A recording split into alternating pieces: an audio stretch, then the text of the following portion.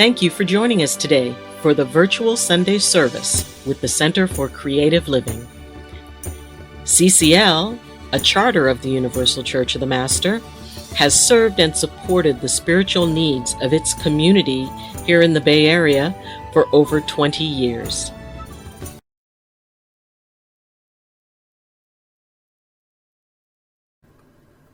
Well, good morning, everyone. I'm Reverend Dr. Ayleen Augustine, and I am the President of the Universal Church of the Master. And I am very honored to give the introduction this morning. We have an amazing service for today. We will be hearing a talk on Passover from UCM Reverend Chris Brown.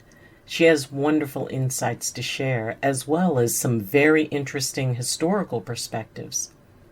Now, first, we will have a prayer from Center for Creative Living's Associate Pastor Reverend Corbin. And she will also be sharing a little bit of her own personal experience with Passover.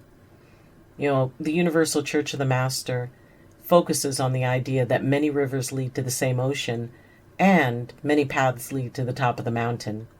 And it is so wonderful to be able to have people within our own church who can be able to explore and share information on these different beliefs, allowing everyone to be enriched by it. We will be having one of our amazing musical and video experiences from our very own Reverend Dr. Janet Childs, and a video produced by UCM Vice President Reverend Corry Gott.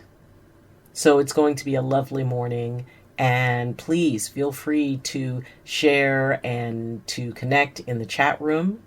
The chat is live. If you have any questions about the service or anything, please feel free to ask. And of course, faith is the main thing that carries us, as well as support. And on behalf of Reverend Dottie Boone, I want to thank you for your support of the Center for Creative Living. There's a lot that has gone on in the last year, and as we slowly find our way sort of through the darkness back into light, there is a need for financial support.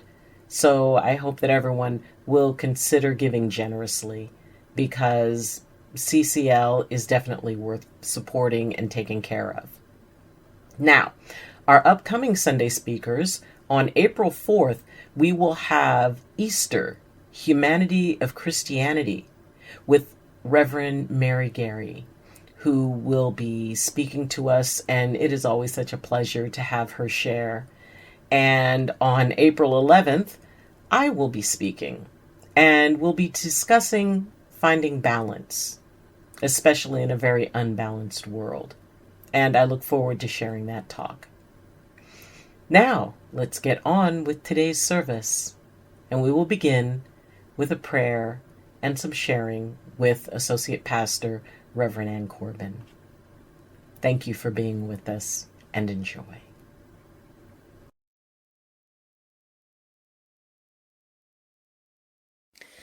Good morning, and welcome to the virtual CCL Sunday celebration. I am Reverend Corbin, Associate Pastor at the Center for Creative Living, and it is my pleasure to bring you this morning's story and opening prayer. Let's start by saying Happy Holi for those who celebrate this wonderful Hindu holiday. Holi is known as the Festival of Colors, as well as the Festival of Love, celebrating the eternal and divine love of Radha and Krishna. It's also a celebration of the arrival of spring, harvests to come, and the victory of good over evil. If you want to learn more, just Google Holi, spelled Holi. I have always loved checking out different holidays from around the world and recognizing not only their similarities, but learning about their differences and the traditions in the way that they're celebrated. There are a lot of spring celebrations at this time of year for obvious reasons, so if you want to, get your Google on and go check it out. Now, today's topic is Passover, which is another celebration of new beginnings and the victory of good over evil. Reverend Chris Brown will be bringing us that story and the history in her wonderful talk today. The greeting is Hag Sameach Pesach, which means Happy Passover. Hag Sameach means Happy Festival or Holiday, and Pesach means Passover.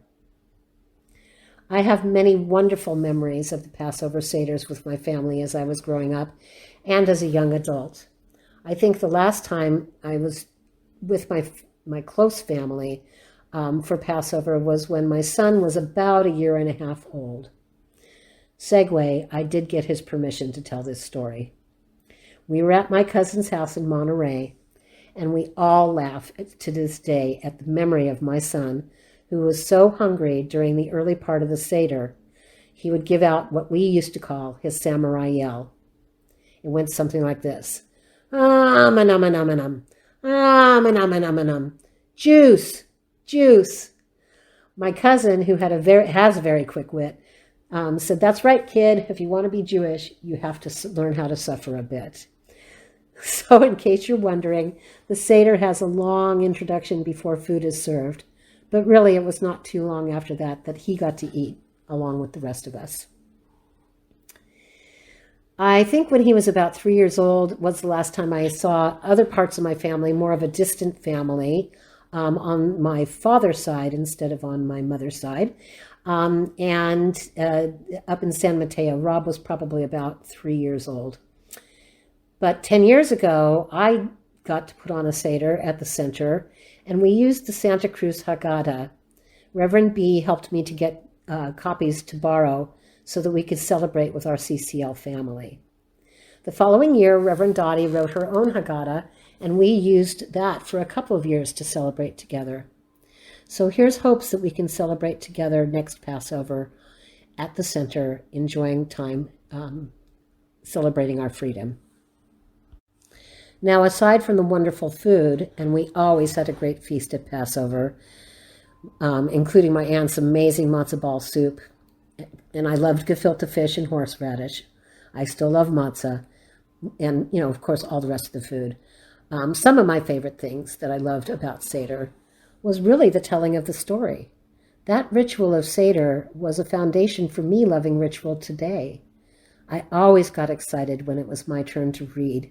Each member of the family, reads the Haggadah to tell the story, and it goes around the table a couple of times. I also love the afikomen, which means last or dessert, as it's the last thing eaten during the Seder. What the afikomen is a piece of the middle matzah. There's 3 matzahs that are wrapped up in a cloth and put on the table as part of the Seder. And a piece of the middle matzah is broken off and wrapped in a napkin and hidden by one of the adults for the kids to look for later on during the Seder. Or sometimes it's stolen by one of the kids and it's held for a ransom. If it's hunted for, the prize, bringing the afikomen to the head of the family, which was my uncle, was normally a 50-cent piece or some chocolate or something similar to that. I can't actually remember if I ever found the afikomen myself, but it was always an exciting thing to watch and be a part of, because Seder can be pretty boring for a child. It gets to be pretty long. I also don't remember anyone holding it for ransom in my family when I was a kid, but I did read on Facebook recently that my son's granddaughter had held afikomen for ransom, and her ransom consisted of things like hugs, family visits, and pizza for her dad. Another favorite part of Seder for me was the opening of the door to let Elijah in and wondering if he would drink from his cup. One year, when I was about 17, one of my cousins slipped out of the room unnoticed while we were getting ready to open the door. And when the door was opened for Elijah, there he was standing there wearing a robe. We older kids told the younger ones, "Look, Elijah is here. Elijah has come." My cousin walked in, flashed a peace sign, walked over to the table and said something like, "You all hang in there," and he drank from the cup. That was so funny, and the only time we ever had Elijah show up at our Seder.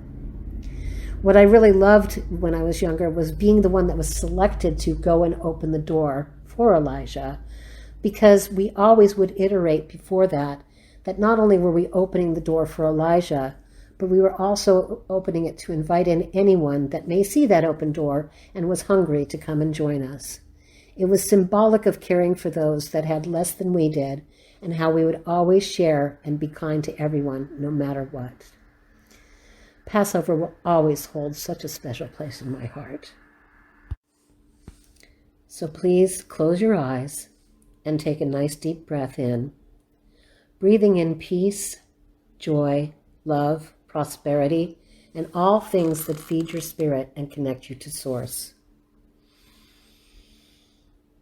Hold that for a few seconds and feel the energy fill your body. Now breathe out,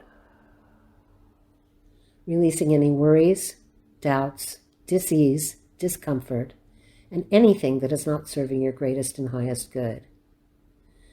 You may take all of those lower energies and place them in a pretend virtual basket that you can place next to you. And you can leave it there for the Creator to take and transmute for you.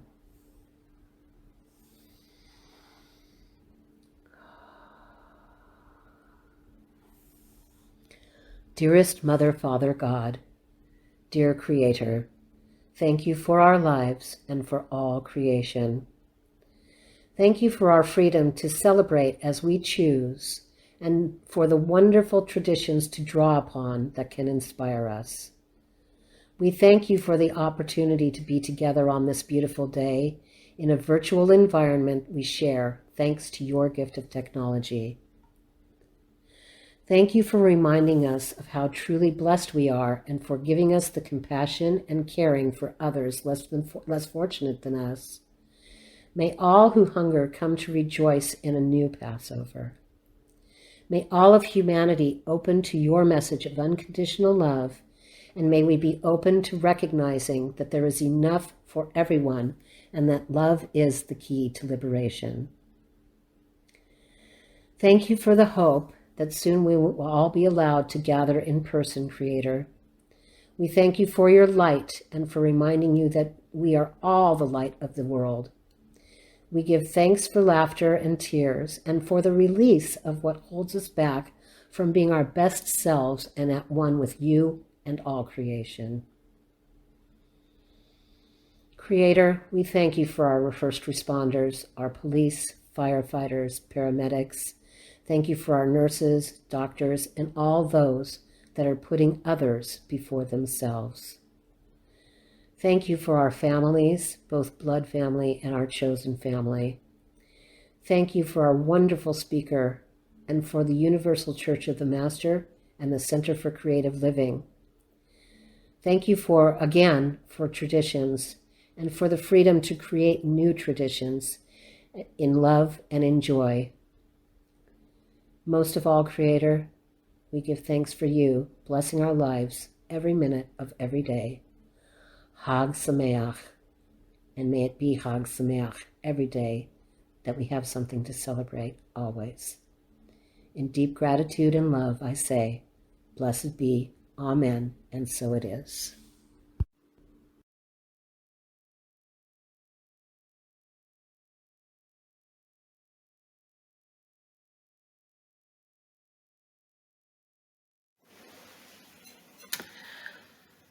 Good morning. My name is Chris Brown, and I'm a reverend here at CCL and at UCM Universal Church of the Master. And I'm excited this morning to be able to share a story with you today, the story of Passover. So hopefully you will find in my talk many nuggets of interest that you may not have ever known or suspected. We have lots of cool information to cover, so let's get started. So Passover began just last night, March 27th. We are still in the first 24 hours of day one. But what exactly is Passover? Well, Passover is an annual 8-day celebration centered around the retelling of the biblical story of the Jewish people being freed from slavery in Egypt thousands of years ago. Passover takes place every year in early spring during the Hebrew month of Nisan, as prescribed in the book of Exodus. Exodus 12:18 commands when and how Passover shall be celebrated. From the 14th day of the month at evening, you shall eat unleavened bread until the 21st day of the month at evening. And because the Hebrew calendar does not match up with the Gregorian calendar, the date of Passover changes every year. And this year, Passover will take place from sundown on March 27th, so that would be last night, to sundown on April 4th, Sunday night next week. Why is Passover celebrated? So Passover commemorates the biblical story of Exodus, where God freed the Israelites from slavery in Egypt. God called them out to be his people in their own land. He instituted the Feast of Passover for Israel to remember what God had done for them. Thousands of years later, Jewish people still commemorate this event and tell their children, passing on a legacy of faith in the one true God and his love and protection of them. Now, the Hebrew word for Passover is Pesach, which contains in it the idea of protecting or saving, and also having pity on someone or on an entire people. The English word Passover dates from 1530, coined by the great scholar William Tyndale. Tyndale's English Bible was the first translation to draw directly from Hebrew and Greek texts. In English, we still see the remnants of this ancient Hebrew word Pesach when we speak of the Paschal Lamb, for example. In history, the Paschal Lamb was ritually sacrificed, both for the blood on the doorposts prior to the Exodus, as well as on the first anniversary of that journey, deep in the desert, where the Jews would wander for another 39 years. In Christian theology, Jesus' death by crucifixion is the correlative sacrifice, which is why he is often referred to as the Lamb of God. Now, the Passover holiday is often celebrated for 8 days, and it incorporates themes of springtime, a Jewish homeland, family, remembrance of Jewish history, social justice, and freedom, including recognizing those who are still being oppressed today. And all of these aspects are discussed, or at least symbolically represented, during the Passover meal called a Seder. So where did this Passover celebration or Seder come from? Well, to give you a sense of the historical timeline, the exodus of Jews from Egypt is commonly dated at about 1450 BC. Passover traditions appear to actually originate in the merging of two ancient festivals celebrating spring. These festivals were rituals to help ward off evil and to purify sacred space and to protect against the plague. So let's take a look. What is the Passover story? In the basic Passover storyline, the Pharaoh is fearful that there will be too many Jews living in Egypt. So he institutes slavery and demands that male Jewish babies be killed. Baby Moses is saved by his mother, who floats him in a basket down the Nile River, where he is found and adopted by the Pharaoh's daughter. And as an adult, Moses kills a slave master and flees into the desert. And there he encounters a burning bush of God revealing himself to Moses. And God tells Moses to go to Pharaoh and lead the Jews out of slavery. With a bit of hesitation, Moses nonetheless goes to Pharaoh and asks repeatedly that he let the Jews go free from Egypt. And each time the Pharaoh says no. And each time God sends a series of plagues down on Egypt. Plagues of darkness, of lice, of boils, cattle disease, etc. Now, each specific plague is actually a judgment or a strike against the correlative gods of Egypt.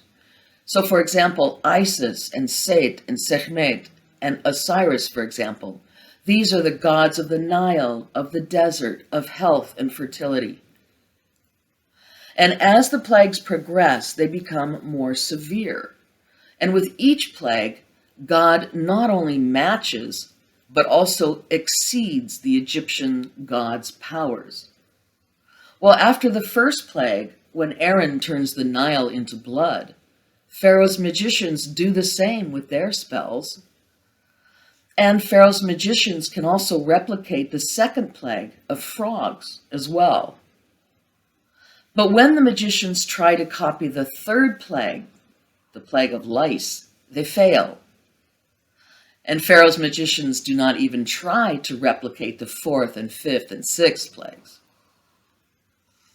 So let's remember that in ancient Egypt, the Egyptians revered their pharaoh kings as gods as well.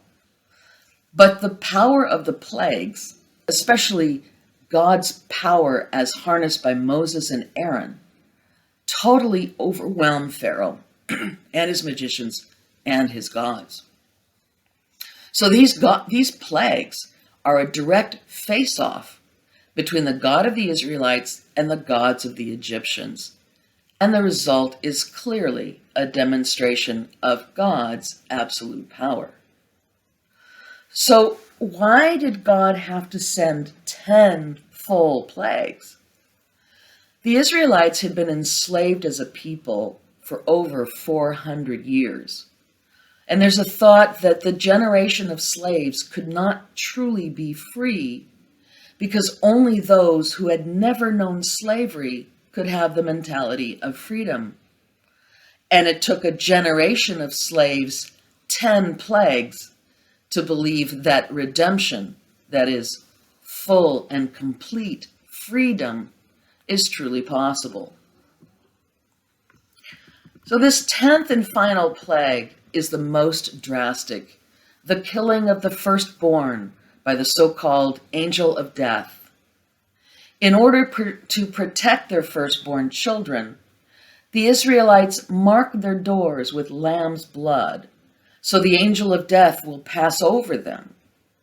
And this is the exact moment of that notion of Passover. Again, Pesach in Hebrew. And so Pharaoh's resistance is broken, and he chases his former slaves out of the land. The Israelites leave in such hurry, in fact, that the bread they normally bake as provisions for the journey does not have time to rise. It is said that 600,000 males, plus many more women and children, left Egypt on that day and began the trek to Mount Sinai and their rebirth as God's chosen people. And ultimately, the Israelites wandered the desert for 40 years before finally making it to the Promised Land, the land of Canaan, which we think of today now as ancient Phoenicia. So, what are the takeaways from this story that are inculcated in the Passover celebration? It is said that we shall be brought forth from bondage unto freedom, from sorrow unto joy, from mourning unto festivity, from darkness unto great light, and from servitude unto redemption. Well, what is it like to celebrate Passover, Pesach? Let's talk first about something that happens before Pesach, and that is getting rid of leavened food. Leavened food is referred to as chametz.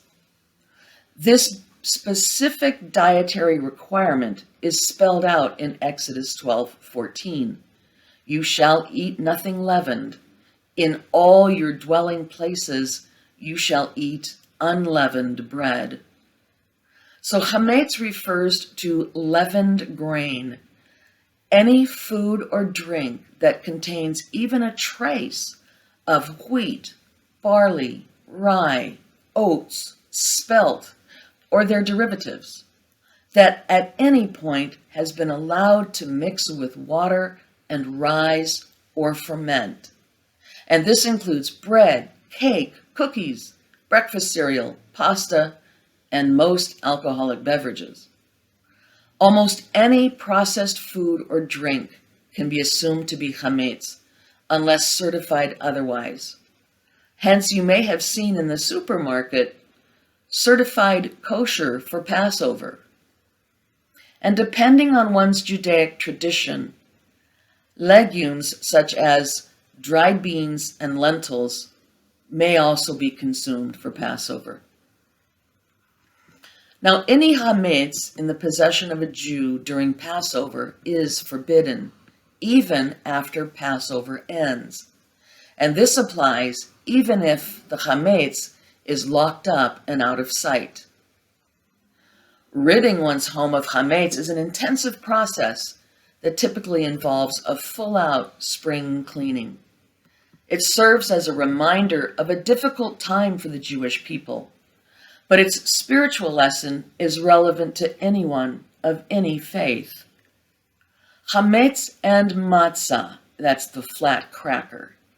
Chametz and matzah are almost the same substance, containing the same ingredients of flour and water. The one key difference is that while chametz bread rises, filling itself with hot air, the matzah stays flat and humble. And thus, chametz represents that swelling of ego that enslaves the soul more than any external prison. Now, interestingly, you also can't feed chametz to your pet during the 8-day Passover holiday either. And some people find it more productive to simply send Fluffy on vacation to a friend's house for 8 days. So, what happens in a Passover celebration? In particular, what happens in the Seder dinner? Well, one of the primary purposes of the Passover Seder is to make us feel as though we personally experienced the exodus from Egypt and the redemption from slavery to freedom. Because of the Exodus, the idea of enslavement formed a permanent impression on the collective Jewish consciousness. Observant Jews are always concerned with world injustices and the disenfranchised. So Exodus is the archetypal story of God as deliverer and redeemer, in which we see that injustices can be fought, and in doing so, we can draw strength from God. And Passover represents the desperate and glorious escape from Egypt to serve God and to head toward the Promised Land.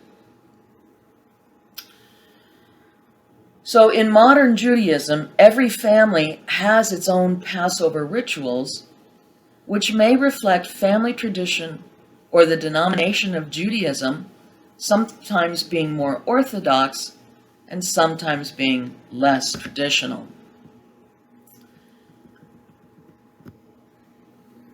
I want to mention specifically that there is tremendous symbolism in the Seder dinner throughout. So we're going to look at that. So the foods eaten at the Seder are very, very symbolic. First, there is maror, bitter herbs such as horseradish or romaine lettuce, and these symbolize the bitterness of slavery in Egypt. And there is salt water, symbolizing the tears of the slaves. There is charoset, which is a sweet paste made of fruit and nuts, and this symbolizes the mortar the slaves used to build the Egyptian pyramids. There is a zeroach, a lamb shank bone, representing the Passover sacrifice, and beitzah, hard-boiled egg, symbol of life and birth associated with the spring season. And there's karpas, a leafy green vegetable, usually a piece of lettuce, which symbolizes hope and redemption. And for some Jews, an orange is a new addition to the Seder plate. The orange represents the fruitfulness for all Jews when marginalized Jews, particularly women and LGBTQ people, are allowed to become active and contribute to the Jewish community. Traditionally, it's also required to drink 4 cups of wine ceremonially throughout the Seder. Grape juice is often substituted for those not drinking wine. Now, during the Seder, at one point during the meal, the youngest child present gets to recite the 4 questions. The 4 questions basically ask, why is this night different from all other nights? Why is this night, Passover night, different from all other nights? So I'm going to go ahead and tell you what those questions are, the 4 questions, and I'll give you the essence of the answer. So the first question is, on all other nights, we eat either unleavened or leavened bread, but tonight we eat only unleavened bread. And the answer is, we eat only matzah because our ancestors could not wait for their bread to rise when they were fleeing slavery in Egypt, and so the bread was flat when it came out of the oven. The second question is, on all other nights, we eat all kinds of vegetables, but tonight we eat only bitter herbs. And the answer is, we eat only maror, a bitter herb, to remind us of the bitterness of slavery that our ancestors endured while in Egypt. The third question, on all other nights, we do not dip our food even once, but tonight we dip our food twice. And the answer is, the first dip, which is green vegetables in salt water, symbolizes the replacing of our tears with gratitude. And the second dip, maror in haroset, symbolizes the sweetening of our burden of bitterness and suffering. And the fourth question is, on all other nights, we eat either sitting or reclining, but tonight we eat only while reclining. And the answer is, we recline at the Seder table because in ancient times, a person who reclined at a meal was a free person, while slaves and servants stood. Another aspect of the Seder meal is the afikomen. So the afikomen is about a broken half of a matzah cracker. The afikomen is used to engage the interest and excitement of the children at the table. At one point during the Seder, the leader breaks the middle piece of a matzah in 2. He sets aside the larger portion as the afikomen, and it is kept between 2 other matzahs during much of the Seder. It is then hidden, and a prize is offered for its return. Alternatively, the children are allowed to steal the afikomen and demand a reward for its return. And this afikomen is eventually consumed during the 12th part of the 15-part Seder.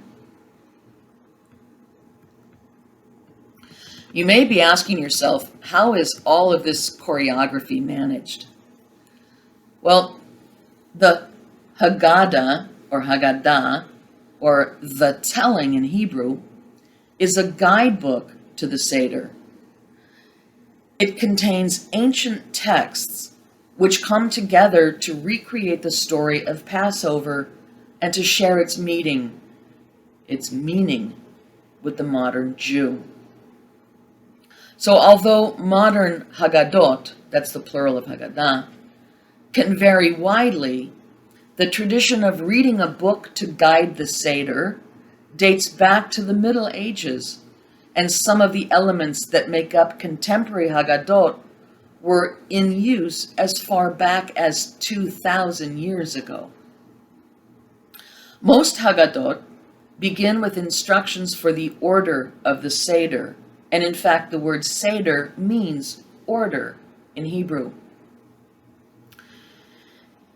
And the Haggadah goes on to include rituals like the blessings over the 4 cups of wine or grape juice that will be consumed, the songs to be sung, and an explanation for various traditional items on the Seder table. And the Haggadot usually includes the 10 plagues, the 4 questions, and songs about liberation and freedom. And one of the most recognizable songs in the Haggadah is Dayenu. This song is more than 1,000 years old, and it thanks God for all of the miracles and gifts that he has given to the Jewish people. And that chorus, Dayenu, Dayenu, Dayenu, Dayenu, Dayenu. This translates to, it would have been enough for us. These words in song carry a deep amount of wisdom, referencing different historical contexts that the Israelites have experienced, from slavery in Egypt to the building of the temple in Israel. And after each stanza, that chorus is sung, signifying if this had been the total of God's miraculous intervention into the lives of the Israelites, it, or each one, would have been sufficient. Now, Haggadot vary widely in length and outlet. Some Haggadot suggest that we can understand the enslavement and freedom of our ancestors only by reflecting on present-day political situations.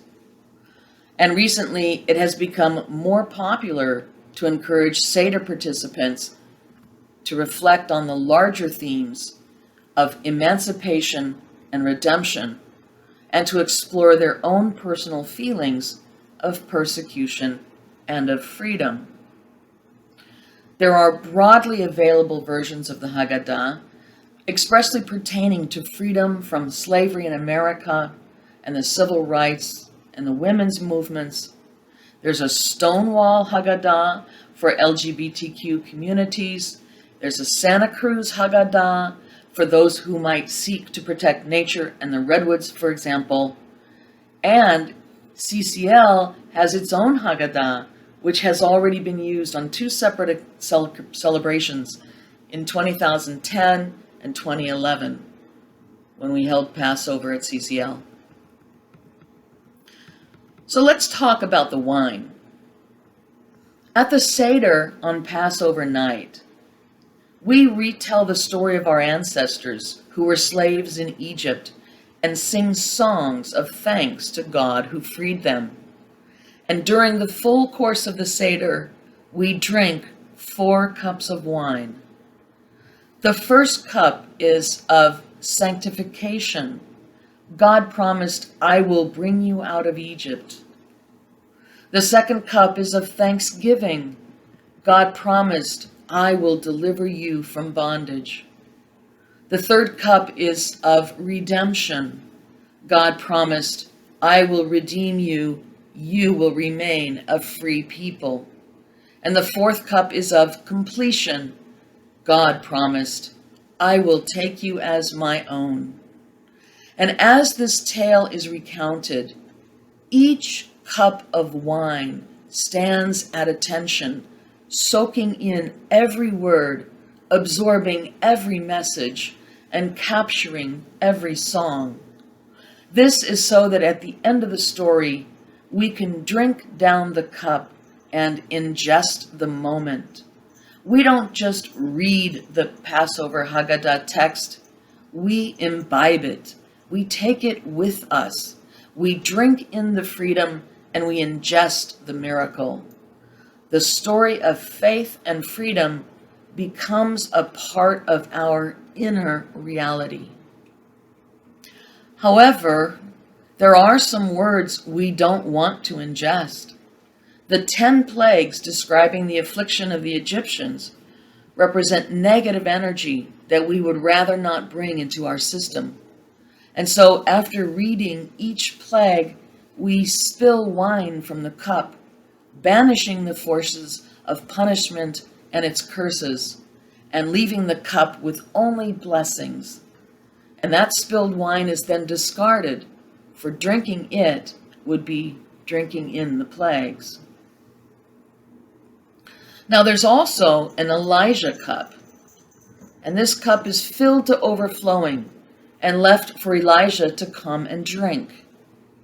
According to tradition, Elijah will arrive one day as an unknown guest to herald the advent of the Messiah or the Messiah.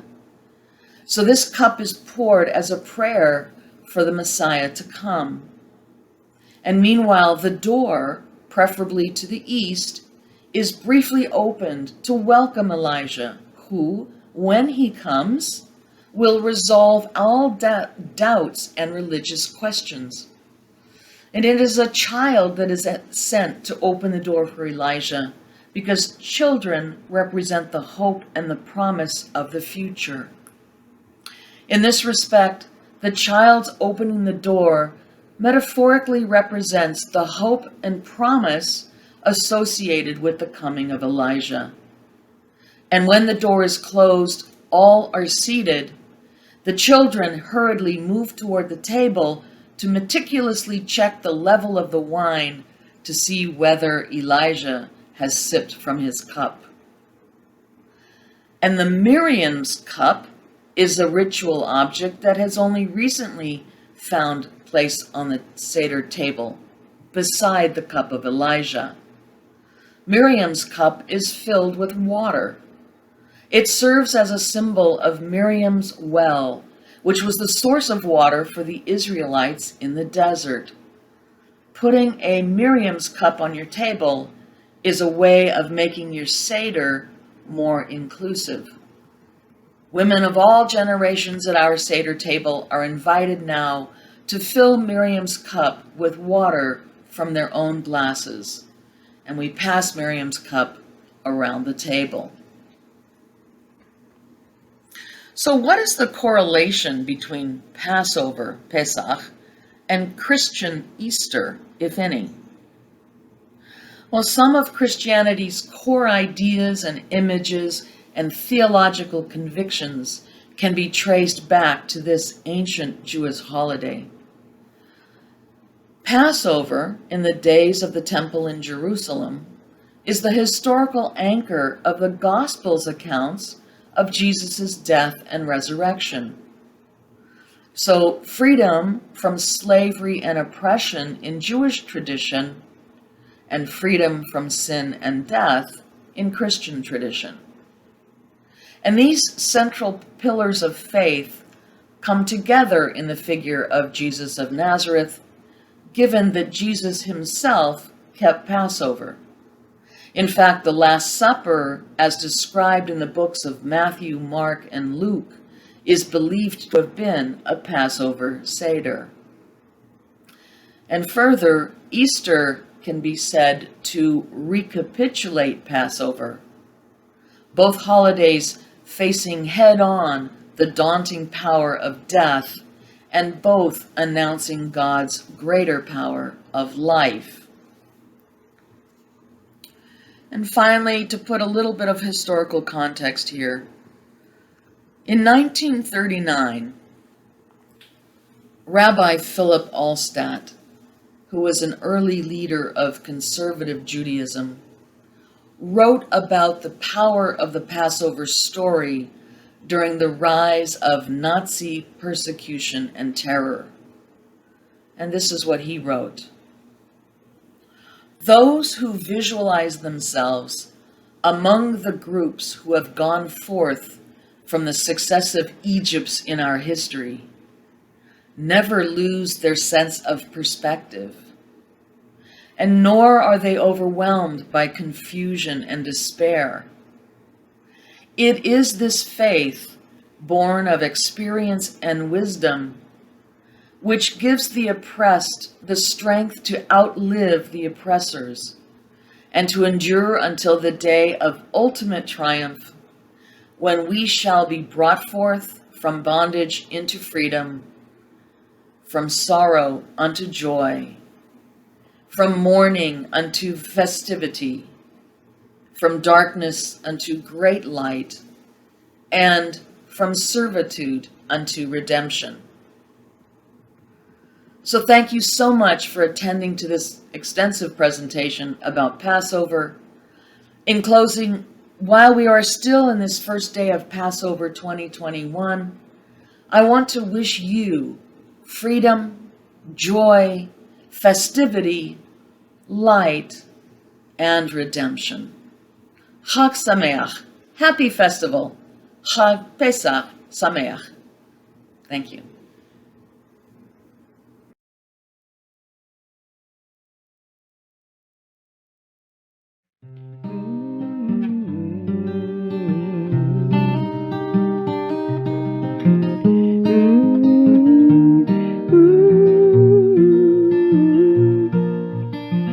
The thread of memory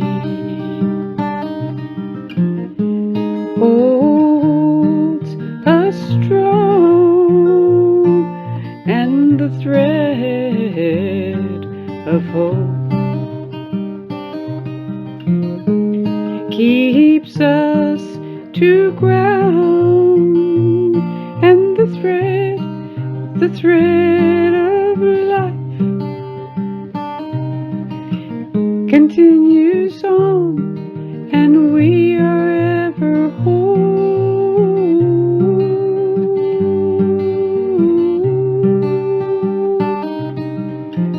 and we are ever homeward bound.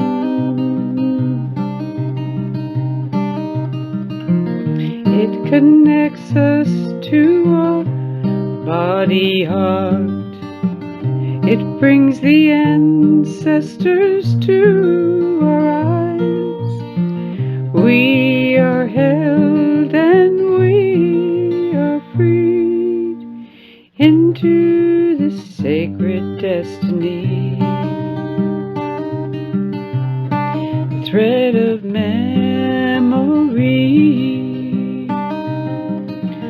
holds us strong, and the thread of hope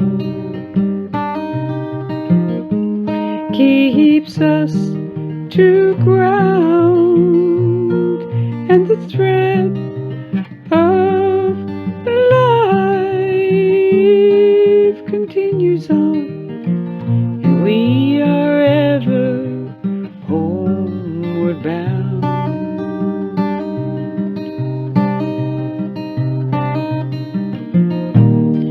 So blends the circle of our truth. Abandon all that limits you. Reach to the sky in all you do. We are woven to infinite spiral, the dreamer's feast, the forever promise where we dance free. The infinite spiral, the dreamer's feast, the forever promise where we dance free.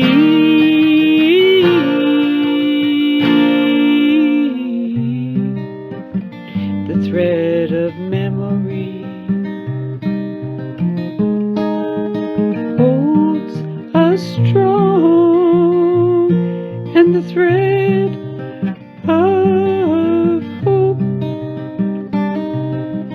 keeps us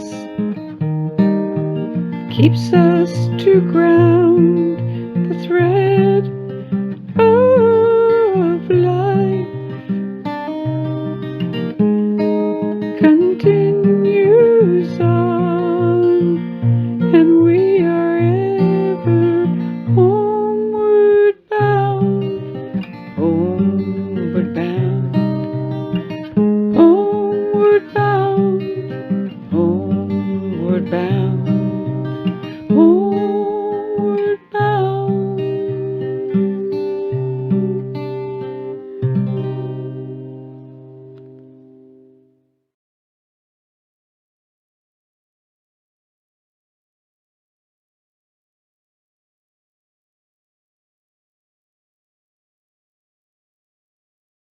Thank you for joining us for this celebration of faith and fellowship. We'll be back next Sunday, and for those of you, if you have any questions, comments, or concerns, you can leave them in the comments section. If you appreciate this video and the work that the Center for Creative Living is doing, please press like on the video. You can share the video, and also please subscribe, because that will help this community and the church grow. Remember, in these difficult and challenging times, the opportunity to give and support an organization that has done so much for the community is tremendously important.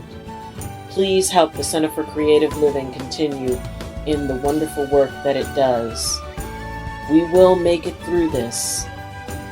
We will be stronger for it. Our faith will carry us. Be blessed, be safe, and have a wonderful week.